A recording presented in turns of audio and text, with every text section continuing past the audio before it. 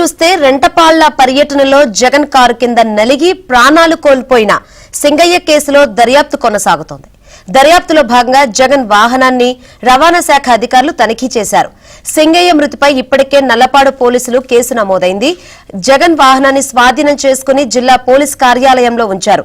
MVI Gangadhara Prasad ఆధ్వర్యంలో జగన్ కు చెందిన AP 40DH2349 వాహన ఫిట్నెస్ ను అధికారులు చెక్ చేశారు. ఫోటో ఇచ్చింది లేదు బస్సు 10 లక్షలు కేసు రాసిన బస్సు దొంగ బస్సు పట్టుకొని కేసు రాసిన ఫోటోలు అడిగి ఇచ్చేవాళ్ళు కదా, నా పేరు రాసేవాళ్ళు కానీ ఫోటో ఇచ్చేవాళ్ళు.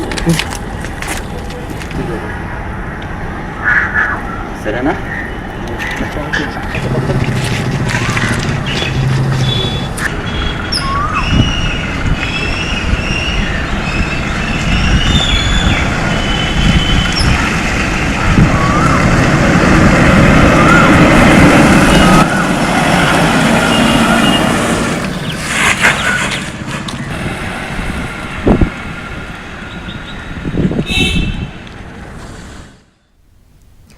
రెంటపాళ్ల పర్యటనలో జగన్ కారు కింద నలిగి ప్రాణాలు కోల్పోయిన సింగయ్య కేసులో దర్యాప్తు కొనసాగుతుంది.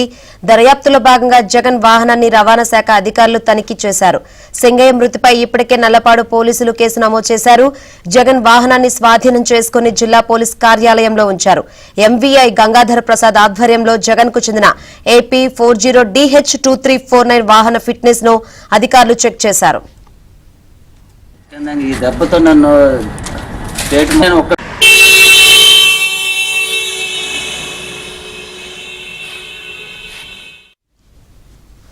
రైట్, మరిన్ని వివరాలు అందించేందుకు మా ప్రతినిధి సాంబశివరావు సిద్ధంగా ఉన్నారు. సాంబశివరావు, జగన్ వాహనాన్ని రవాణా శాఖ అధికారులు తనిఖీ చేసినట్టు సమాచారం ఏంటి? ఏం చెప్తున్నారు అధికారులు?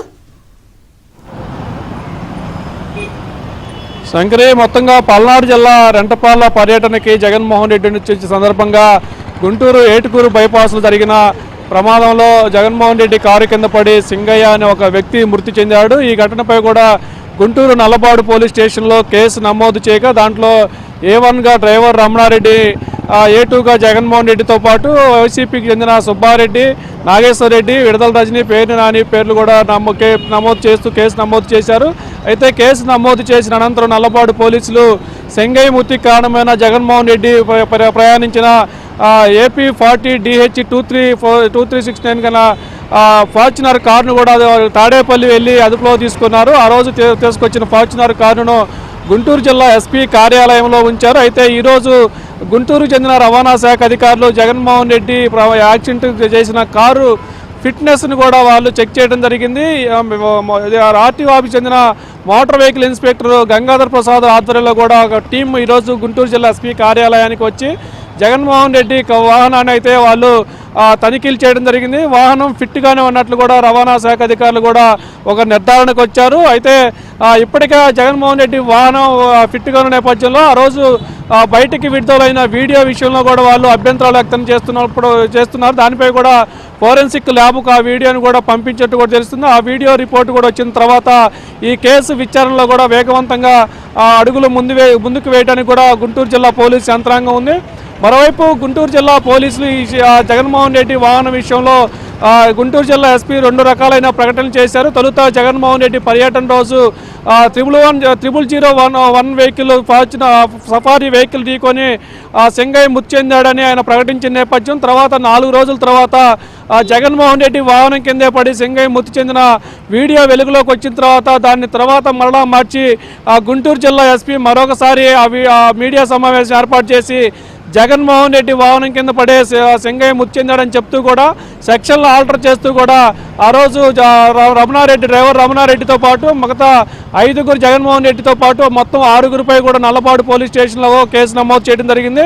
మొత్తంగా ఈ కేసు విచారణ అయితే పోలీసులు చాలా సున్నితంగా పరిశీలిస్తూ కూడా ముందుకు వెళ్తున్నారు. దీనిపై కూడా ఇప్పటికే గుంటూరు జిల్లా పోలీసులపై కూడా ఎన్నో రకాల విమర్శలు, ఆరోపణలు వచ్చిన నేపథ్యంలో భవిష్యత్తులో విచారణలో కూడా ఎలాంటి తప్పిదాలు జరగకుండా చూడాలనే కోణంలో కూడా గుంటూరు జిల్లా పోలీసులు అయితే ఉన్నారు.